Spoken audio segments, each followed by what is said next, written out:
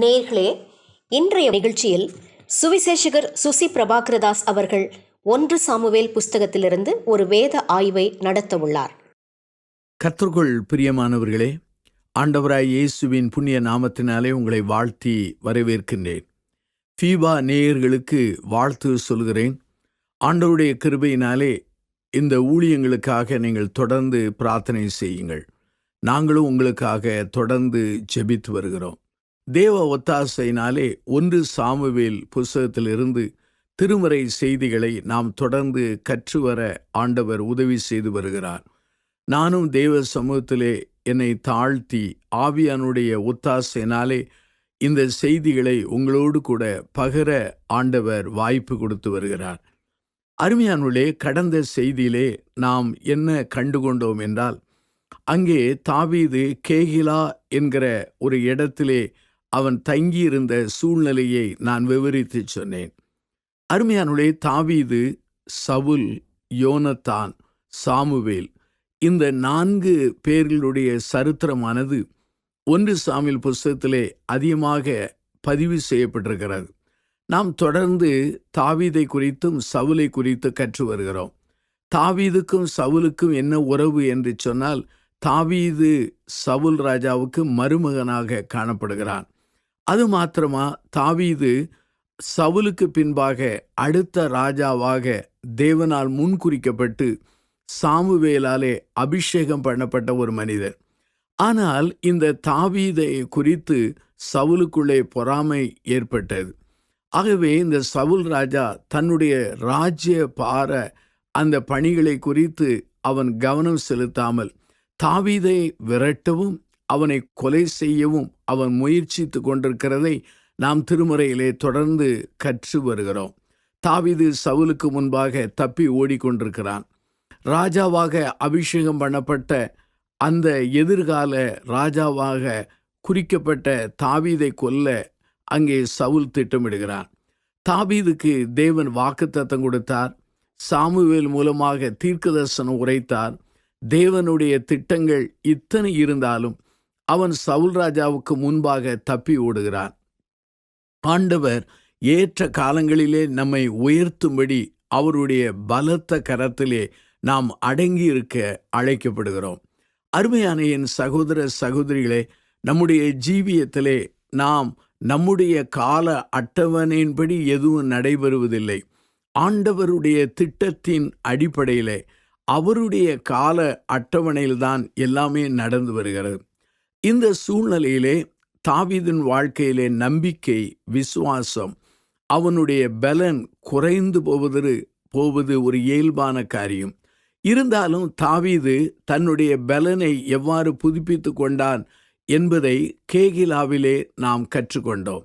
1 Samuel புஸ்தகம் 23ஆம் அதிகாரம் 1-13 வசனங்கள் வரை வாசித்து தியானித்தோம். தேவனுடைய வாக்குத்தத்தத்து மேல் தாவீது நம்பிக்கையாயிருந்தார். தேவ வழிநடத்தலை பெற்று புத்திசாலியாய் நடந்தான் என்பதை அந்த கடந்த செய்தியிலே நாம் கற்றுக்கொண்டோம். அருமையானுள்ளே, 1 சாமுவேல் 23ஆம் அதிகாரம் 1-6 வாக்கியங்களிலே தாவீது தைரியமாக இருந்தான். ஏன் தைரியமாக இருந்தான்? தேவனுடைய வார்த்தைகள், அதாவது ட்ரஸ்டிங் காட் ப்ராமிசஸ் என்று சொல்லலாம். அதே சமயத்திலே அதே 1 சாமுவேல் 23ஆம் அதிகாரம் 7-13 வாக்கியங்களை வாசித்தால் அவன் மிகுந்த புத்திசாலியாக இருந்தான். ஏனென்றால் அங்கே அவசியமில்லாத ஆபத்துகளிலிருந்து அவன் தன்னை தப்பித்து கொண்டிருந்தான். இந்த செய்தியிலே தாவீது சீப் என்கிற வனாந்தரத்திலே அவன் தங்கியிருந்தான் என்பதை நாம் கற்றுக்கொள்ள முடிகிறது. இந்த செய்தியின் தலைப்பென்ன? தாவீதும் சீப் வனாந்தரமாகும். 1 சாமுவேல் புஸ்தகம் 23ஆம் அதிகாரம் 14-18 வசனங்கள் உள்ள பகுதியை வாசித்து பாருங்கள். அருமையானுள்ளே, நம்முடைய மனித வாழ்க்கையிலே பள்ளத்தாக்கின் அனுபவமும் வனாந்தர அனுபவங்களும் மாறி மாறி வருவது உண்டு. இஸ்ரவேல் மக்கள் கானானுக்கு செல்வதற்கு முன்பாக வனாந்தர வழியாக அவர்கள் பயணம் செய்தார்கள். இயேசுவானவர் தன்னுடைய திருப்பணியை ஆரம்பிப்பதற்கு முன்பாக ஆவியானவராலே வனாந்தரத்துக்கு கொண்டு போகப்பட்டார். அங்கே சோதிக்கப்படுவதற்கு என்று சொல்லி மத்தேயு நற்செய்தி நூல் 4ஆம் அதிகாரம் 1 நாம் வாசிக்க முடிகிறது. பிலிப்புவை கூட ஆண்டவருடைய ஆவியானவர் வனாந்தரத்துக்கு போய் என்று அங்கே வழி நடத்தினதை நாம் அப்போஸ்தலர் 8ஆம் அதிகாரம் 26 காண முடிகிறது. தெற்கு முகமாய் எருசலேமிலிருந்து காசா பட்டணத்துக்கு போகிற வனாந்தர மார்க்கமாய் போய் என்றார். வாழ்விலே வனாந்தர அனுபவம் என்பது தவிர்க்க முடியாதது. இது நம்முடைய வாழ்க்கையிலே அனுமதிக்கப்பட்ட ஒன்றாகும். அருமையானவர்களே, கேகிலா அனுபவம் என்பது தேவ பலனை, தேவ சித்தத்தை அறிந்து தேவ வார்த்தையினாலும் ஜெபம் வழியாகவும் தாவீது பலனை பெற்றுக்கொண்டதை நாம் கற்றுக்கொண்டோம். தாவீது சீப் வனாந்தரத்தில் தேவனிடத்திலே தேவ பலனை பெற்றுக்கொண்டதற்கு அவன் நின்று விடாதபடி பிற விசுவாசிகளின் ஐக்கியம் மூலமாக தேவ பலனை பெற்றுக்கொள்ளும் காரியத்தை இந்த செய்தியிலே நாம் கற்றுக்கொள்ளப் போகிறோம். அருமையானவர்களே, சீம் வனாந்தரத்தை குறித்து 1 சாமுவேல் புஸ்தகம் 23ஆம் அதிகாரம் 14-18 வாக்கியங்களை நீங்கள் வாசித்து பாருங்கள். இந்த திருமறை பகுதியிலே 2 காரியங்களை நாம் கற்றுக்கொள்ளப் போகிறோம். கடினமான காலங்களில் தேவன் மேல் விசுவாசம் வைப்பதின் மூலமாக நாம் பாதுகாக்கப்படுகிறோம். பிரியமானவர்களே, தாவீது வனாந்தரத்தில் உள்ள அரணான ஸ்தலங்களிலே தங்கி சீப் என்னும் வனாந்தரத்திலே இருக்கிற ஒரு மலையிலே தரித்திருந்தான். 1 சாமுவேல் புஸ்தகம் 23ஆம் அதிகாரம் 14 இதை வாசிக்க முடிகிறது. சவுல் அனுதினமும் அவனை தேடினாலும் தேவனாகிய கர்த்தர் அந்த தாவீதை சவுல் கையிலே ஒப்பு கொடுக்கவில்லை. வனாந்தரத்திலே தாவீது கர்த்தர் மேல் விசுவாசம் வைத்ததினால் கர்த்தர் சவுல் ராஜாவின் கைகளிலே ஒப்பு கொடுக்கவில்லை. விசுவாசம் மிக முக்கியமானது. எபிரேயர் நிருபம் 11ஆம் அதிகாரம் 6வது வாக்கியத்தை வாசித்து பாருங்கள். விசுவாசம் இல்லாமல் தேவனுக்கு பிரியமாயிருப்பது கூடாத காரியம். ஏனென்றால் தேவனிடத்தில் சேருகிறவன் அவர் உண்டென்றும் அவர் தம்மை தேடுகிறவர்களுக்கு பலன் அளிக்கிறவர் என்று விசுவாசிக்க வேண்டும். தாவீது கர்த்தரை நோக்கி, நீர் என் கோட்டை, நீர் என் அரண், நீர் என்னுடைய கேடகம் என்று பாடியதை நாம் அறிந்திருக்கிறோம்.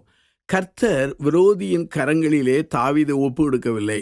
நாம் கர்த்தர் மேலே விசுவாசம் வைக்கும்போது கர்த்தர் நம்முடைய வனாந்தர பாதையிலே தேவ பலன் தருவார், பாதுகாப்பை தருவார். உன்னை தொடுகிறவன் என் கண்மணியை தொடுகிறான் என்று வேத வசனத்திலே நாம் வாசிக்கவில்லையா? நான் அவைகளுக்கு நித்திய ஜீவனை கொடுக்கிறேன், அவைகள் ஒரு காலம் கெட்டுப்போவதில்லை, ஒருவனும் அவைகளை என் கையிலிருந்து பறித்து கொள்வதுமில்லை. யோவான் நற்செய்தி நூல் 10ஆம் அதிகாரம் 28 இதை வாசிக்கிறோம். மகிமையானவர்கள் மேலெல்லாம் காவல் உண்டாயிருக்கும் என்பதை ஏசாயா 4ஆம் அதிகாரம் 5 வாசிக்கிறோம். அப்படிப்பட்ட மரணத்தினின்று அவர் எங்களை தப்புவித்தார், இப்பொழுதும் தப்புவிக்கிறார், இன்னும் தப்புவிப்பார் என்று அவரே நம்பியிருக்கிறோம். 2 கொரிந்தியர் புஸ்தகம் 1ஆம் அதிகாரம் 10வது வாக்கியத்திலே வாசிக்க முடிகிறது. அருமையானவர்களே, தாவீது என்கிற இந்த மனிதன் கேகிலாவிலே இருந்து அந்த தாவீதும் தாவீதுடைய மனிதரும் சீப் என்கிற வனாந்தரத்திற்கு அவர்கள் சென்றார்கள்.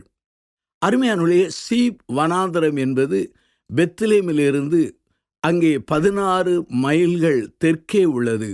சீப் வனாந்தரத்திலே பல வகையான குகைகளும் மறைவான அங்கே தங்குகிற இடங்களும் உண்டு. தாவீதை சவுல் ராஜா ஒரு பூனை எலியை தேடுவது போல அவன் தேடிக்கொண்டே இருந்தான். தேடினான், அவன் கண்டுபிடிக்கப்படவே இல்லை. காரணம், கர்த்தர் தாவீதை சவுல் கரங்களில் ஒப்புவிக்கவில்லை. தாவீதை தன்னுடைய கரங்களிலே அவர் மூடி பாதுகாத்தார்.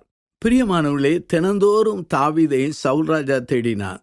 கர்த்தராகிய தேவன் அனுதினமும் சவுல் கரங்களிலே இருந்து தாவீதை காப்பாற்றினார்.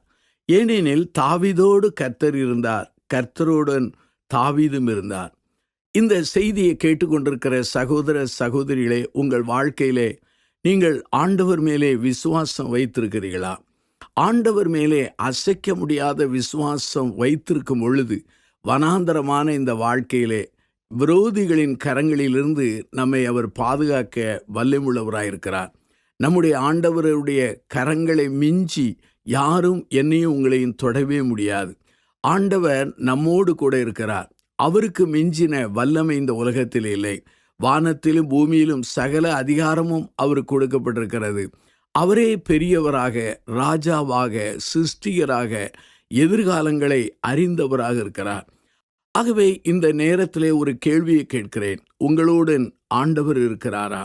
அல்லது கர்த்தரோடு நீங்கள் இருக்கின்றீர்களா?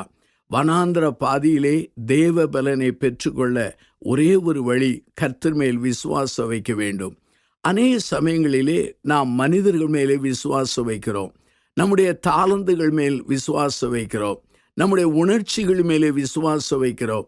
ஏன் பிற மனித பலத்தின் மேலே விசுவாசம் வைக்கிறோம். சில சமயங்களிலே ஐஸ்வர்யத்தின் மேலே, அதிகாரத்தின் பதவியில் இருக்கிற மக்கள் மேலே விசுவாசம் வைத்து விடுகிறோம். இது எல்லாமே ஒரு அளவுக்கு அது வல்லமை குறைந்த நிலைதான். ஆனால் ஆண்டவர் மகா பெரியவர். என்னுடைய இவ்வளவு நாள் வாழ்க்கையிலே, என் வனாந்தரமான வாழ்க்கையிலே நான் மனிதர்களை விசுவாசம் வைக்கவில்லை. ஆண்டவர் மேல் விசுவாசம் வைத்திருக்கிறேன். எல்லா மக்களையும் நான் நேசிக்கிறேன், அது உண்மை. ஆனால் நான் விசுவாசம் வைத்திருக்கிற ஒரே ஒருவர் யார் என்றால், என்னுடைய ஆண்டவரும் உங்கள் ஆண்டவருமாகிய கர்த்தராகிய இயேசு கிறிஸ்துவின் மேலே நான் விசுவாசம் வைத்திருக்கிறேன். அருமையானுள்ளே, நம்முடைய ஆண்டவர் மகா பெரியவராயிருக்கிறார். மனிதர்கள் ஒரு குறிப்பிட்ட காலம்தான் வாழ்வார்கள், பிறகு அவர்கள் இறந்து போவார்கள். ஆனால் நம்முடைய ஆண்டவர் நம்முடைய மரண பரியந்தம் சதா காலங்களிலும் இருக்கிற ஆண்டவராயிருக்கிறார். அருமையானுள்ளே, முதலாவது இந்த சீப் வனாந்தரத்திலே கற்றுக்கொண்ட பாடம் என்ன? கர்த்தர் மேலே விசுவாசம் வைத்தால் அவர் நம்மை வனாந்தர பாதையிலும் நம்மை விரோதிகள் கைகளிலிருந்து அவர் காப்பாற்றுகிறவராக இருக்கிறார். இரண்டாவதாக, இங்கே ஒரு காரியத்தை நாம் சீப் வனாந்தரத்திலே கற்றுக்கொள்கிறோம். சக விசுவாசிகளோடு ஐக்கியம் கொண்டு நம்முடைய வாழ்க்கையை ஒருவருக்கு ஒருவர் உற்சாகப்படுத்தும் பொழுது நாம் தேவ பலனை பெற்றுக்கொள்கிறோம். இந்த செய்தியின் ஆரம்பத்திலே நான் சொன்னேன், வனாந்தரமான வாழ்க்கையிலே விரோதிகள் நம்மை நெருக்கும் போது ஆன்மீகத்திலே பலனை குறைந்து விடுகிறது, சரீரத்திலும் பலன் குறைந்து விடுகிறது, நம்முடைய நம்பிக்கை தளர்ந்து போய்விடுகிறது. இது எத்தனை காலம்தான் நான் ஓட வேண்டும்? ஏன் ஆண்டவர் இதை அனுமதித்தார்? எவ்வளவு காலம் இது சம்பவிக்கும் என்கிற கேள்விகள் எல்லாம் எழும்பி விடுகிறது. இதே நிலை தாவீதுடைய வாழ்க்கையிலும் அனுமதிக்கப்பட்டிருந்தது. ஆனால் அவனுடைய வாழ்க்கையிலே ஆண்டவர் மேலே அசைக்க முடியாத விசுவாசம் வைத்ததினாலே வனாந்தரமான வாழ்க்கையிலே அவனை ஆண்டவர் பாதுகாத்தார். இரண்டாவது, இந்த வாழ்க்கையிலே அவன் பலனை எப்படி பெற்றுக்கொண்டான்? சக விசுவாசிகளின் ஐக்கியத்தை கொண்டு. அதாவது அந்த ஒருவருக்கொருவர் நாம் உற்சாகப்படுத்தும் பொழுது நாம் தேவ பலனை பெற்றுக்கொள்கிறோம். அருமையானுடைய ஆங்கிலத்திலே நான் சொல்கிறேன், have fellowship with believers என்று சொல்லலாம். இன்னொரு கோணத்தில் சொல்ல வேண்டும் என்றால் encouraging each other என்று சொல்லலாம். நம்முடைய வாழ்க்கையிலே விசுவாசிகளோடு ஐக்கியம் கொள்ள வேண்டும். ஒருவேளை ஒரு தமிழ் பழமொழியை சொல்வார்கள், ஒரு தனிமரம் தோப்பாகாது என்று. ஆகவே ஒரு தனி விசுவாசியானவன் சபையாய் மாறி போக மாட்டான். ஆண்டவர் ஏன் தகப்பன் தாய் அல்லது சகோதரர்கள், கணவன் மனைவி என்கிற உறவை தந்திருக்கிறார் என்றால் நமக்கு ஐக்கியத்துக்காகத்தான். திருச்சபையிலே போதகர், விசுவாசிகள், மூப்பர்கள் என்கிற ஒரு பெரிய ஐக்கியத்தை ஏன் தந்திருக்கிறார் என்றால் நம்முடைய வாழ்க்கையிலே ஒருவரை ஒருவர் நாம் உற்சாகப்படுத்துவதற்காகவே தந்திருக்கிறார். அருமையானுள்ளே, இந்த நாட்களிலே தாவீதின் வாழ்க்கையிலே விசுவாசத்தினாலே பலனை பெற்றுக்கொண்டான் என்று முதல் குறிப்பிலே சொன்னேன். இரண்டாவதாக, சக விசுவாசிகளோடு ஐக்கியம் கொண்டான். இந்த வனாந்தரமான வாழ்க்கையிலே அவனோடு 600 பேர் பயணித்தார்கள். 600 பேர் எப்படிப்பட்டவர்கள்? கடன் பெற்றவர்கள், முறுமுறுக்கப்பட்டவர்கள், அவர்கள் ஒடுக்கப்பட்டவர்கள். அப்படிப்பட்ட மக்கள் தான் தாவீதோடு பயணம் செய்தார்கள். ஆனால் இந்த மனிதர்கள் தாவீதை காட்டிலும் நொறுக்கப்பட்டவர்கள், ஒடுக்கப்பட்டவர்கள். இவர்கள் மூலமாக ஐக்கியம் பெற்றிருக்கலாமா? பெற்று இருக்கலாம். ஆனால் ஆண்டவர் இன்னொரு மனிதர் மூலமாக இவனுக்கு ஐக்கியத்தை உருவாக்குகிறார். நீங்கள் 15வது வசனத்திலிருந்து 18 வாக்கியங்களை வாசித்து பாருங்கள். வனாந்தரமான பாதையில் தேவனோடு விசுவாசம் வைத்தால் போதாது, சக விசுவாசிகளோடு ஐக்கியம் கொள்ள வேண்டும். 1 சாமுவேல் புஸ்தகம் 23ஆம் அதிகாரம் 15 பாருங்கள். தாவீது சீப் வனாந்தரத்தில் உள்ள ஒரு காட்டிலே இருந்தார். அப்பொழுது சவுலின் குமாரனாகிய யோனத்தான் எழுந்து காட்டில் இருந்த தாவீதினிடத்தில் போய் தேவனுக்குள் அவன் கையை திடப்படுத்தி, நீர் பயப்பட வேண்டாம், என் தகப்பனாகிய சவுலின் கை உம்மை கண்டுபிடிக்க மாட்டாது. நீர் இஸ்ரவேல் மேல் ராஜாவாக இருப்பீர். அப்பொழுது நான் உமக்கு இரண்டாவதாக இருப்பேன். அப்படி நடக்கும் என்று என் தகப்பனாகிய சவுலும் அறிந்திருக்கிறார் என்று சொன்னார். அருமையான என் சகோதர சகோதரிகளை நாம் சிந்திக்க வேண்டும். இந்த சூழ்நிலையிலே அவர்கள் இருவரும் கர்த்தருக்கு முன்பாக உடன்படிக்கை பண்ணின பின்பு தாவீது காட்டில் இருந்து விட்டான். யோனத்தானோ தன் வீட்டிற்கு போனான். 1 சாமுவேல் புஸ்தகம் 23ஆம் அதிகாரம் 15-18 வாக்கியங்களை நீங்கள் வாசித்து பாருங்கள். அருமையானுள்ளே, தாவீதுக்கும் சவுலுக்கு இடையில் உள்ள தூரம் மிக குறைவான தூரம்தான். இது மன அழுத்தமான ஒரு காலம். இந்த சமயத்திலே தாவீதை யோனத்தான் சந்தித்து தாவீதின் கரங்களை திடப்படுத்தினான். அருமையானுள்ளே, இந்த தாவீதுக்கும் சவுலுக்கு இடையிலே ஒரு பகை போராட்டம். தாவீது சவுலை வெறுக்கவில்லை, ஆனால் சவுல் தாவீதை வெறுத்தான். அதற்கு ஒரு காரணம் பொறாமை. இரண்டாவது, தன்னுடைய குமாரனாகிய யோனத்தானை ராஜாவாக்க வேண்டும் என்கிற எண்ணம் இருக்கலாம். ஆனால் இப்பொழுது தாவீதை விரட்டி கொண்டே இருக்கிறான். சவுலின் பட்சத்திலிருந்து யோனத்தான் தாவீதை தேடி வந்து அவனை திடப்படுத்துகிறான். அருமையானே, இந்த சமயத்திலே தாவீதை யோனத்தான் சந்தித்து தாவீதின் கரங்களை திடப்படுத்தினான். தாவீது யோனத்தானின் நட்பு ஆழமானது, அது உறுதியானது. யோனத்தான் தாவீதை சந்திக்கும் சூழ்நிலையானது மிகவும் ஆபத்தானது. ஒருவேளை இது சவுல் ராஜாவுக்கு தெரிந்தால் தகப்பனுக்கும் மகனுக்கு இடையில் உள்ள உறவிலே அங்கு பாதிப்பு வந்துவிடும். ஆனாலும் இந்த யோனத்தான் சந்திக்க சென்று தாவீதை உற்சாகப்படுத்துகிறான். தாவீது யோனத்தான் இருவருடைய நட்பு ஆழமானது. சிநேகிதருடைய நட்புக்கு அது மாதிரியானது. தாவீதை யோனத்தான் தன் ஆத்துமாவை காட்டிலும் தன்னை காட்டிலும் அதிகமாக நேசித்தான். தாவீதுக்காக எல்லாவற்றையும் இழக்க அவன் முற்படுகிறதை நாம் இந்த திருமறை பகுதியிலே வாசிக்க முடிகிறது.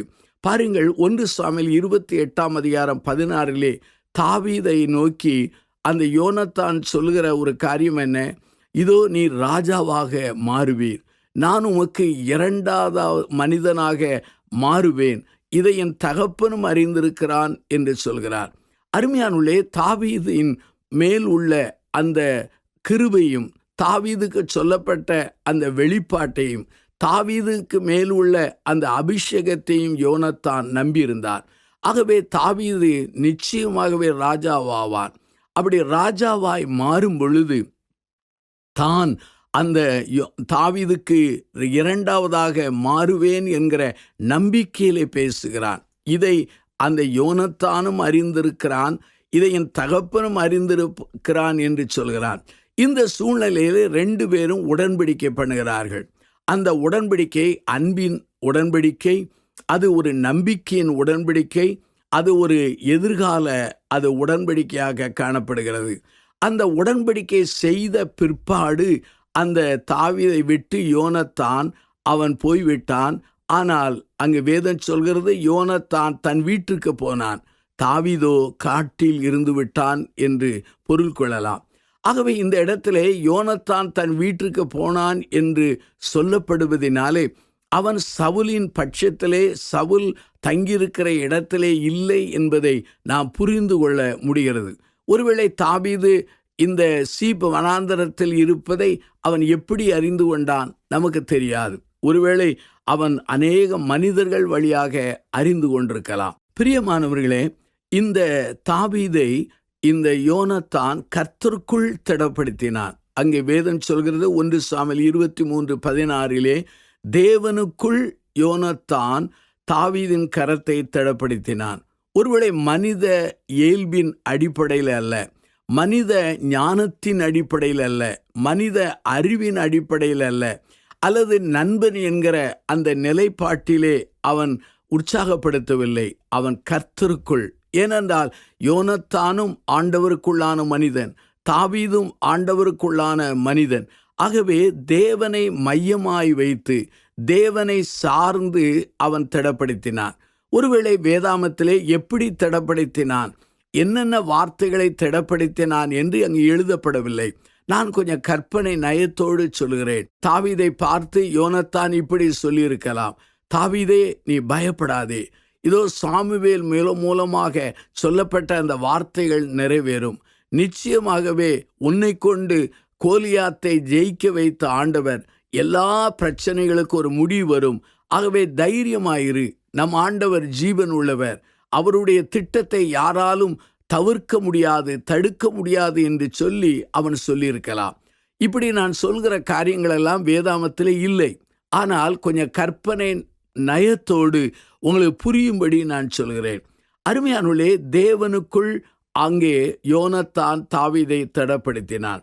அருமையானுள்ளே, நட்பின் அடிப்படையில் அல்ல, சிநேகிதத்தின் அடிப்படையில் மாத்திரமல்ல, தேவனுக்குள் திடப்படுத்தினான் என்றால் தேவனுடைய வாக்குத்தத்தத்தை சார்ந்து அல்லது ஆண்டவரின் தீர்க்கதரிசனத்தை சார்ந்து சாமுவேலின் அபிஷேகத்தை ஞாபகப்படுத்தி அவன் திடப்படுத்தியிருக்கலாம்.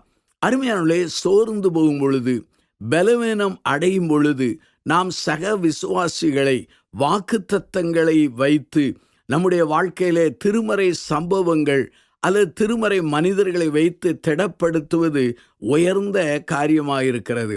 அருமையானவர்களே, இங்கு யோனத்தான் சொல்கிற ஒரு காரியம் என்ன, நீர் இஸ்ரவேல் மேல் ராஜாவாயிருப்பீர், அப்பொழுது நான் உமக்கு இரண்டாவதாக இருப்பேன், அப்படியே நடக்கும் என்று என் தகப்பனாகிய சவுலும் அறிந்திருக்கிறார்.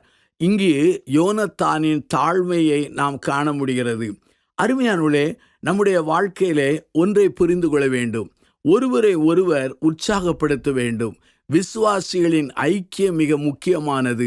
முதல் நூற்றாண்டு திருச்சபையார் விசுவாசிகளின் ஐக்கியத்திலே அவர்கள் உறுதியாக தரித்திருந்தார்கள். நானும் நீங்களும் ஆண்டவரோடு எவ்வளவு ஐக்கியப்பட்டிருந்தாலும் சக விசுவாசிகளோடு நாம் ஐக்கியப்பட அழைக்கப்படுகிறோம். எபிரேயர் 4:13 உங்களுக்காக வாசிக்கிறேன். சகோதரரே, ஜீவனுள்ள தேவனை விட்டு விலகுவதற்கான அவிசுவாசம் உள்ள பொல்லாத இருதயம் உங்களில் ஒருவனுக்குள்ளும் இராதபடி நீங்கள் எச்சரிக்கையாயிருங்கள். உங்களில் ஒருவனாயிலும் பாவத்தின் வஞ்சனையினால் கடினப்பட்டு போகாதபடி இன்று எனப்படும் அளவும் நாள்தோறும் ஒருவருக்கொருவர் புத்தி சொல்லுங்கள். இது ஐக்கியத்தை வெளிப்படுத்துகிற ஒரு காரியமாயிருக்கிறது. பிரசங்கின் புஸ்தகம் அங்கே 4:10-22 வாக்கியங்களை நீங்கள் தொடர்ந்து வாசித்து பாருங்கள். அங்கே வேத வசனம் மிக தெளிவாய் சொல்கிறது. முப்பரி நூல் அறுபடாது என்று சொல்லப்பட்டிருக்கிறது. 2 பேர் படுத்திருந்தால் அங்கே உஷ்ணம் உண்டாகும் என்று சொல்லப்படுகிறது. ஒருவர் விழுந்தாலும் இன்னொருவர் அவரை மேற்கொள்ள வழி இருக்கிறது என்று சொல்லப்பட்டிருக்கிறது. அப்படியானால் அருமையானவர்களே, தாவீது இந்த சூழ்நிலையிலே எப்படி பலனை பெற்றுக்கொண்டார் என்றால், ஒன்று, ஆண்டவர் மேலே விசுவாசம் வைத்தார். இரண்டாவதாக அங்கே யோனத்தான் மூலமாக பெற்றுக்கொண்ட அந்த ஐக்கியத்தின் உற்சாகமான வார்த்தையினாலே அவன் பலனை பெற்றுக்கொண்டான். இந்த செய்தியை கேட்டுக்கொண்டிருக்கிற சகோதர சகோதரிகளே, ஆங்கிலத்திலே 2 வார்த்தை சொல்கிறேன். ஃபெய்த் இன் காட், ஆண்டவர் மேல் விசுவாசம் வையுங்கள். ஃபெல்லோஷிப் வித் அதர், மற்றவர்களோடு ஐக்கியம் கொள்ளுங்கள். குறிப்பாக விசுவாசிகளோடு, தேவ மனிதர்களோடு ஐக்கியம் கொள்ளுங்கள். அப்படி கொள்ளும் பொழுது ஆண்டவர் உங்கள் வாழ்க்கையிலே பெரிய காரியங்களை செய்யக்கூடியவராயிருக்கிறார். அருமையான சகோதர சகோதரிகளே, சோர்ந்து போகும்போதெல்லாம் தேவனாகிய கர்த்தர் தம்முடைய விசுவாசிகளை, ஊழியர்களை என் வாழ்க்கையிலே, உங்கள் வாழ்க்கையிலே அனுப்பி நம்மை உற்சாகப்படுத்துகிறவராயிருக்கிறார். நாம் கண்களை மூடி நாம் ஜெபிப்போமா? அன்பின் பிதாவே, இந்த செய்தியை கேட்கும்படியான ஒரு பாக்கியத்தை தந்தீர். தாவீதை போல தேவன் மேல் விசுவாசம் வைத்து சக விசுவாசிகளோடு ஐக்கியம் கொள்ள எங்களுக்கு பலன் தாரும். இந்த செய்தியை கேட்டு அர்ப்பணித்த மக்களை ஆசீர்வதியும். இயேசுவின் மூலம் ஜெபிக்கிறோம் பிதாவே, ஆமென். நேயர்களே, இன்றைய நிகழ்ச்சியில் சுவிசேஷகர் சுசி பிரபாகரதாஸ் அவர்கள் நிகழ்த்திய வேத ஆய்வை கேட்டீர்கள். இதன் தொடர்ச்சியை அடுத்த நிகழ்ச்சியில் கேட்க தவறாதீர்கள்.